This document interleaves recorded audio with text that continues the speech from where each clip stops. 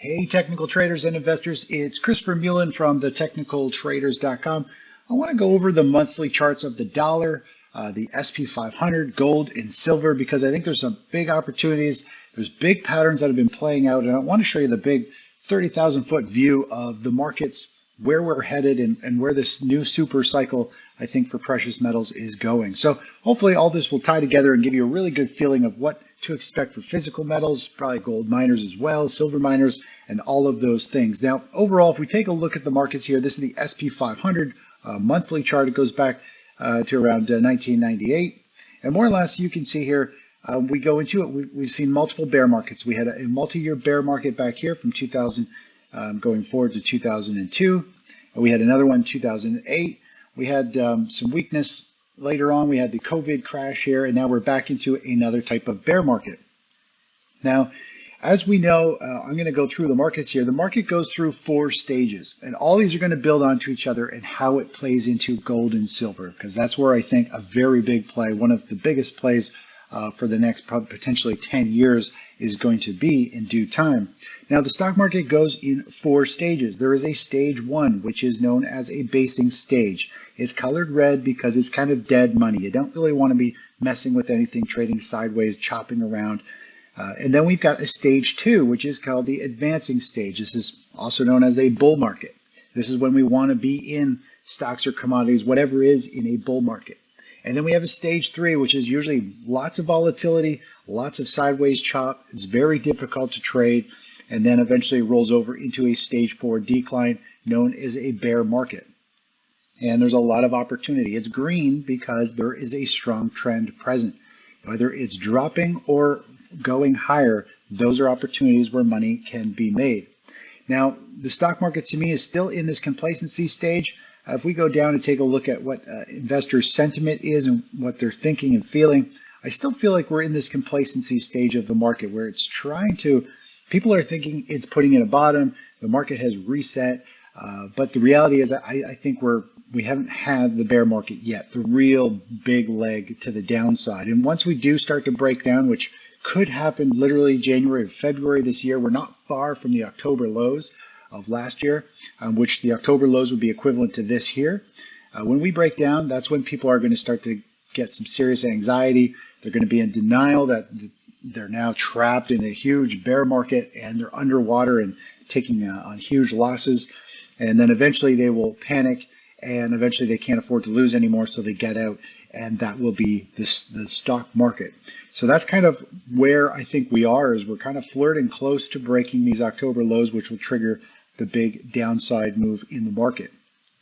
I mean, if we were to take a look at it from an overall cycle opportunity, just between peak maximum risk and we've got maximum opportunity near a cycle low, we're somewhere like right over here. There's a lot of downward cycles still to come into play to revalue stocks, commodities, bonds, real estate, you name it.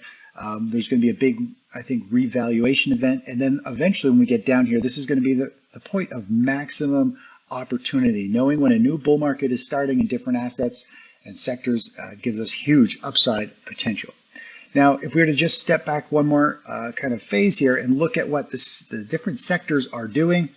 Last year, we saw energy sector do exceptionally well. Precious metals this year are the leading sector. They're holding up better than everything else. Gold and silver miners are leading the way. And typically, those are the sectors that do the best near a stock market top. Now, this blue cycle here is the stock market cycle. You can see on the bottom here. The yellow cycle is the economy, the economic cycle. Now, stocks typically top before the economy because investors can see business slowing, sales slowing, layoffs coming, so they start to move out of the investments when they start to see the music coming to an end.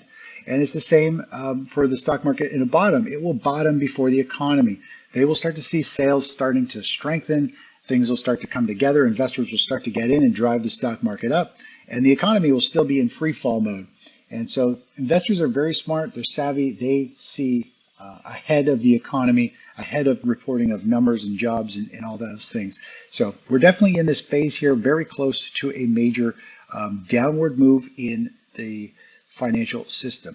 So knowing that, if we were to just kind of zoom out a little bit here we've got potential here for a fairly big leg down in the stock market. Now, the last time we got into one of these, we saw more or less start to break down, and we went into a stage 4 decline. You have a topping phase, and then it goes into a stage 4 decline.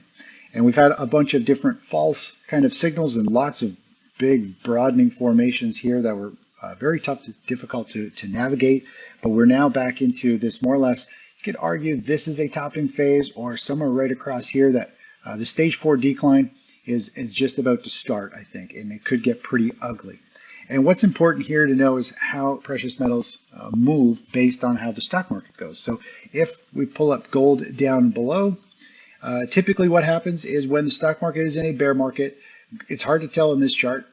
If I zoom in a bit, gold pulled back quite a bit percentage-wise. Let me just go here from the high down to the low. Gold pulled back about 24% or so during this this bear market phase. Now, what's important to know is precious metals and miners tend to bottom before the stock market. So we'll start to see, even though the stock market is in free fall mode, gold and silver will start to rally before the stock market does. Now, let's go back and take a look at the other time frames here. We saw back in 2008, gold pulled back 34%, and it started to rally about 3 or so months before the stock market put in a bottom, and it went on to carry on a huge move to the upside. And where we are now, when we get into this bear market phase, this next leg down, we could see gold continue to struggle and trade sideways or lower with the stock market until the market is a kind of late stage of a bear market. And then we're going to start to see gold and silver really take off and start to rally. And the setup that we have going on right now in terms of the valuations of commodities compared to the stock market, where the US dollar is very similar to the 2000 and 2001. This is the start of a major super cycle, which I actually think somewhat started here in late 2019. And during that huge super cycle, the last one rallied over 10 years. You can still have bear markets along the way, and that's where we are now. I think we're just having a bear market within the gold commodity super cycle. So it's going to be pretty interesting to see how all this unfolds. But we are looking at potentially $2,700, $3,500, $5,500 gold, potentially all the way up to, one of my projections shows about $7,200 for gold. So we're talking about a potential 5 to 10 year rally once the stock market resets, once everything has been flushed out and starts to move higher. Now, if we were to take a look at what the dollar is doing as a comparison, what's really interesting here is the setup we have in the dollar is very similar to what we are starting right now. If we look at the dollar, you can see we had very strong rally, sharp pullback, another rally higher, sharp pullback, another rally, and then eventually it put in a top and started to break down. Well, the scenario we had back here is very similar to what is unfolding here. As the stock market sells off, I think we can see the dollar rally, and I think the dollar is going to continue to push up near these highs long term. Eventually, when this break starts to break down, that is going to be when gold really takes off, when gold will turn the corner and start to scream higher. And I think the dollar will fall for many years, and that means gold is going to start one of these, and silver are going to start one of these massive upside moves. That's really kind of a once or twice in a lifetime opportunity, which is very exciting. I remember the last time gold, silver miners took off, we're looking at miners moving thousands of percent. They go from being penny stocks to being worth $5, $10, $20, just incredible opportunities to the upside. And we're not there yet, but we are getting very close. I think late this year could be the time that we see precious metals and miners put in a major bottom. There's going to be a bunch more pain before we get there. So I wouldn't be jumping the gun, but we are definitely getting close in this big 10-year kind of super cycle play that we're getting to an opportunity where this launch pad for gold and miners that has been trading sideways since more or less 2011, this launch pad will trigger the next, I think, 5 or 10 year rally that could carry commodities or precious metals to some pretty new heights. If we take a look over at the silver monthly chart above gold here, silver's in the top. it's got pretty much the very similar type of pattern. They typically rally together, they sell off together, and of course silver's bouncing along here, building that base. And I still think, again, gold and silver miners could be under pressure for quite a bit of this year before it starts that next big super cycle to the upside, where I think silver could hit $50 and go well beyond that this time around. But again, we just have to let the markets digest and do what they're going to do. So overall, that's one big opportunity that I'll be sharing with subscribers when the time comes around. We've been waiting for this for many years, and these opportunities, can be life-changing. You don't need to put a lot of money into these. They are high risk, but when the time comes around, allocating some money into this sector during a super cycle is one of the best opportunities for some pretty ridiculous gains, life-changing gains, as long as you manage those risks and have the timing down. A lot of people have been in the precious metals for a long time, not getting out and holding on to severe losses.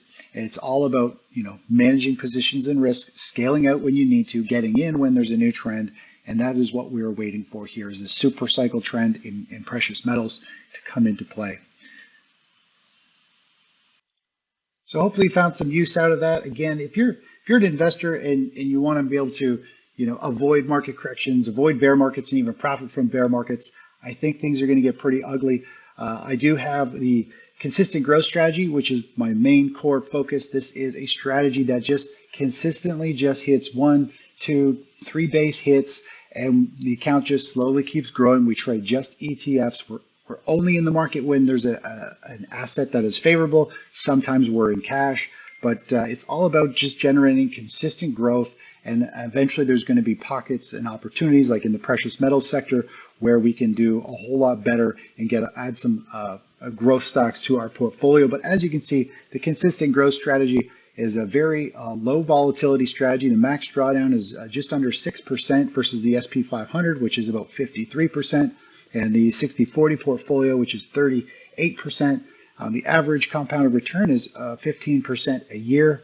And it just goes to show you can just literally trade a very boring, slow strategy and just keep pushing your account to new high watermarks. In 2022, we hit new high watermarks, I think in 5 months or over 5 months, and just kept hitting at that level. You can see here our returns last year, nothing huge and substantial, only about 5.5%. But overall, I mean, growth during a market that is down, the 60/40 portfolio down 16 to 20%, depending on your blend. In some cases, a whole lot more than that. We're positive. That is very important. It's all about having very low volatility. You can see the moves on a monthly basis, very manageable, digestible, and it's really focused on people who are more or less 50 years of age, near retirement or in retirement, who cannot afford to go into a multi-year bear market, have big losses. Really, this is all about preserving capital. We focus on preserving our capital, number one, and then we focus on growing it going forward. So we get to remove the fear of bear markets. In fact, they're actually opportunities for us to pull out small gains along the way. So anyways, if you got any questions, give me a shout and I'll be glad to help you out. But it's going to be a very wild 2023, and there's going to be some great opportunities both in falling prices and rising markets going forward. Take care. Bye-bye.